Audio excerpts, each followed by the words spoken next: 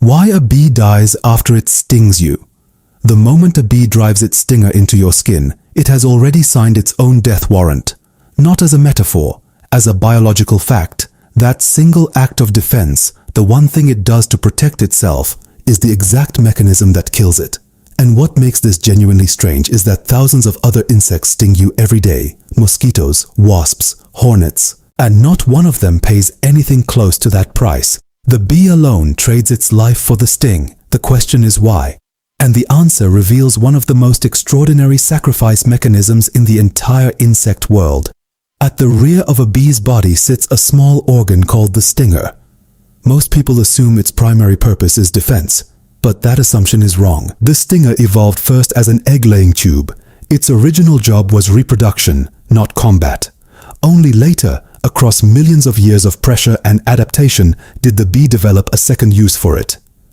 Protection. Look at the stinger under a microscope, and you find something that looks almost mechanical. A thin hollow tube flanked by two tiny blades, each one covered in microscopic barbs, running along their edges like the teeth of a miniature saw. The two blades do not move together. They alternate. One rises while the other descends.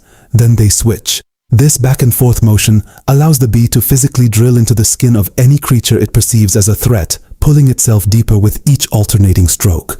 But here is something worth knowing about what drives a bee to use it at all.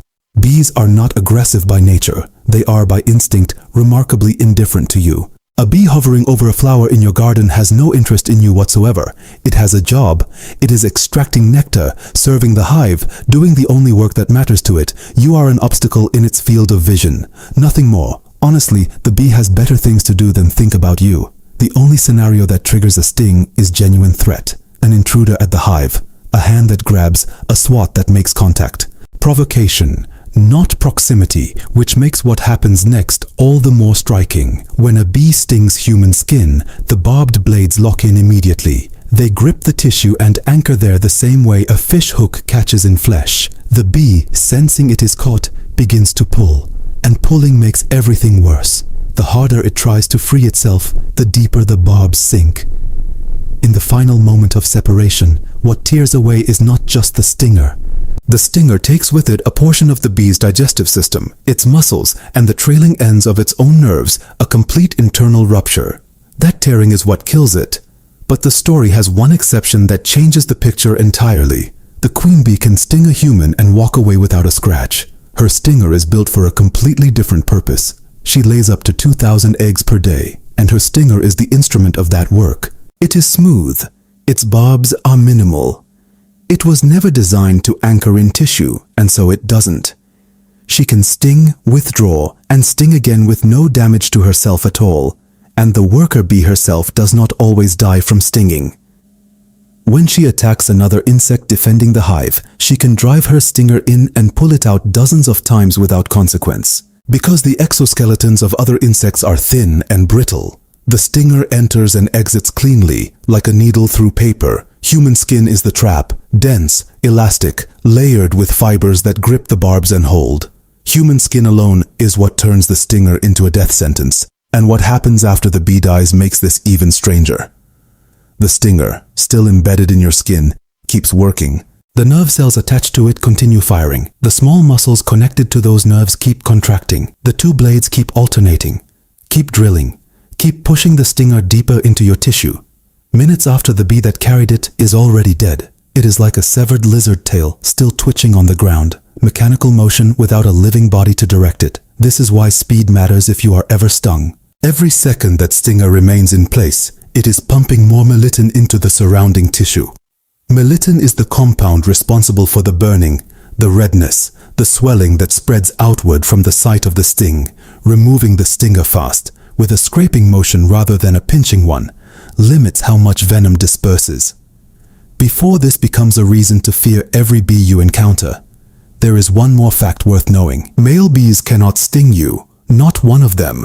They do not have stingers. The entire threat comes from females. And even among females, the variation is remarkable. Entire bee families, such as the Andrenidae, produce females that cannot sting at all.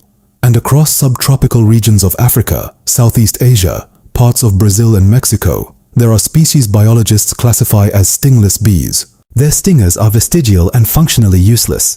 The rule still holds in most encounters. If a bee stings you, it was a female, but the animal kingdom is never quite as simple as the rule suggests. Now for the one that actually should concern you, wasps. Wasps are not bees. They are not close to bees in behavior, in temperament, or in consequence. And confusing the two is a mistake your nervous system will remember. A wasp's stinger is completely smooth. No barbs, no anchor mechanism. It enters and exits like a medical needle, clean and frictionless. A single wasp can sting you 20 times in a row and feel nothing. It loses no part of itself. It does not die. It simply continues. The venom is also chemically different. Wasp venom carries high concentrations of acetylcholine, a compound that directly stimulates pain receptors rather than triggering them as a secondary response. A wasp sting hurts more than a bee sting, immediately and intensely, and the sensation has a sharper quality that most people describe as burning versus the bee's duller throbbing. Telling them apart is easier than most people think.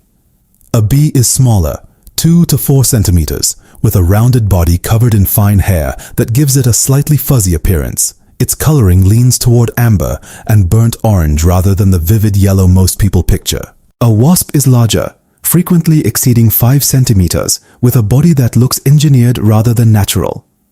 Smooth, glossy, clearly divided at the waist into a narrow section and a broader one. Its coloring is either stark yellow or deep black with almost no middle ground. If you find a nest made from what looks like dried paper or layered gray material, walk away calmly. That is a wasp nest. Bees build with wax. What you are looking at belongs to something with no biological reason to stop after one sting.